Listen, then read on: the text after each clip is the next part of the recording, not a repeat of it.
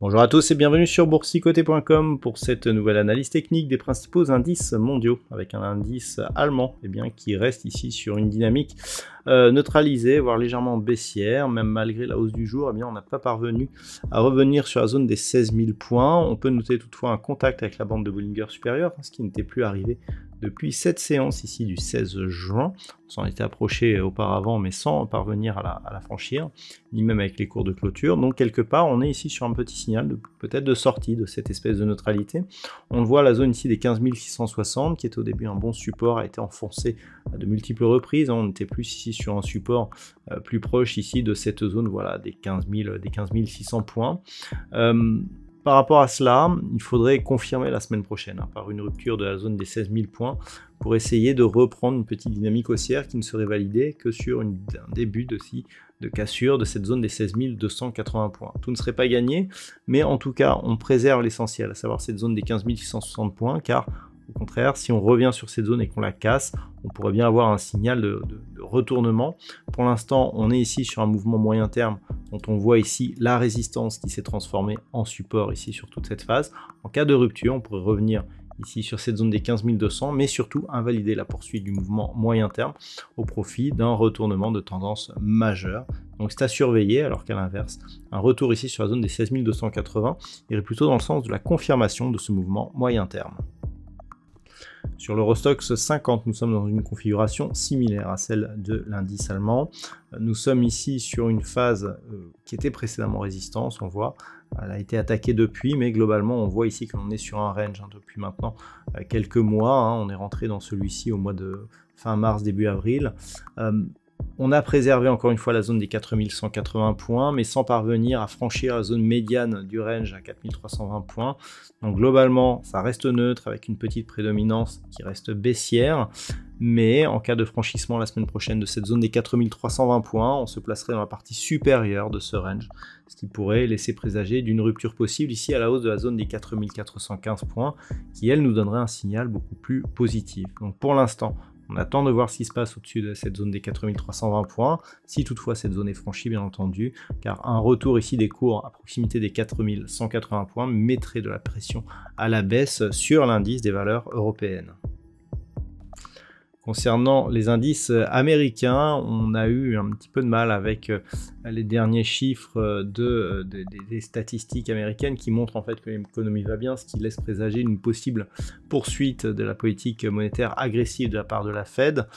On a tourné autour de cette zone ici des 4460 points. On est toujours ici dans une petite phase de consolidation. On peut noter une baisse assez marquée des indices américains alors que les indices européens sont un peu plus positifs. On revient donc sur une zone là aussi médiane. Alors la différence sur ce S&P 500, c'est qu'on était plutôt dans une dynamique haussière. Donc globalement, pour inverser cette tendance, on a encore du chemin. Il faudrait repasser sous la zone ici des 4195 points, zone qui était auparavant ici résistance majeure de ce mouvement. On a encore de la place. Toujours est-il que le mouvement de consolidation ici, en cas de rupture des 4310 points, un petit peu comme c'était le cas là, pouvait nous faire craindre justement un retour sur cette zone inférieure. Globalement, malgré la pression baissière que nous avons, on reste ici autour de la zone des 4460 points. Donc on peut attendre ici une reprise du mouvement haussier, sachant qu'une rupture haussière ici des 4595 points nous donnerait un signal là aussi beaucoup plus positif. Sur le Nasdaq, la configuration est similaire.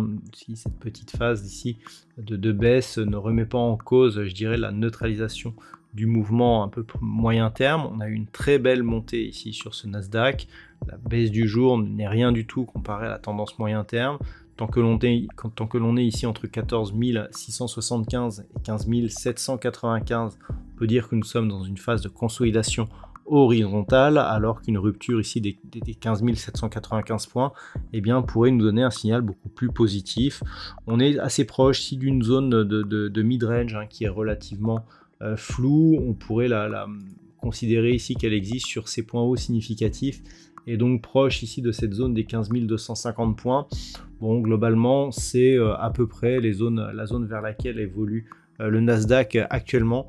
Donc on peut dire qu'on reste ici dans cette phase d'évolution, de consolidation horizontale suite à une forte tendance haussière, que tant que l'on reste globalement au-dessus des 14 675 points, il n'y a pas de signal négatif à court terme.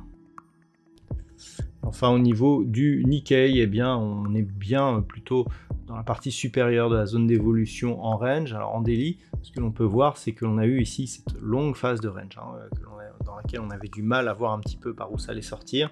Et puis on a cassé ici cette zone des 29 000, on a marqué un gros signal haussier, on est venu sur une résistance majeure qu'on va pouvoir repositionner et qui était à 32 880 points, c'est une résistance très ancienne, donc voilà pourquoi elle a peut-être été moins respectée. Et donc actuellement, eh bien, on est dans une petite phase de consolidation, on pourrait presque parler de consolidation à plat, mais elle est légèrement baissière. On voit ici au niveau de la structure que l'on a une succession de points hauts qui est légèrement baissière. Et là justement, ce qui est intéressant, c'est que sur cette phase, on le voit très bien, là on est venu au contact de la bolle supérieure, on est venu s'appuyer sur la moyenne mobile 20 exponentielle, on est revenu ici au-dessus des 32 880 pour finalement gaper le dernier point haut de la tendance baissière. Donc quelque part on est sur un signal de sortie de cette dynamique qui pourrait nous permettre de réenvisager une reprise de mouvement haussier. Alors ce mouvement haussier serait valide en cas de rupture du précédent point haut significatif ici que nous avions atteint sur ces niveaux, donc proche des 33 800 points. Je rappelle que ce n'est pas un niveau historique pour le Nikkei, puisque le niveau historique il est matérialisé ici par ce trait pointillé à 39 260 points.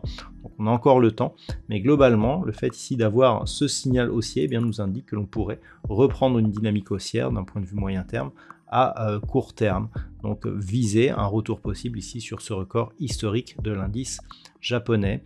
Tout ceci tant que l'on reste au-dessus de cette zone des 32 880 points, sachant que même en cas de retour sous cette zone, il faudrait revenir ici sous les 31 300 points pour invalider donc totalement la reprise haussière que l'on est en train d'espérer.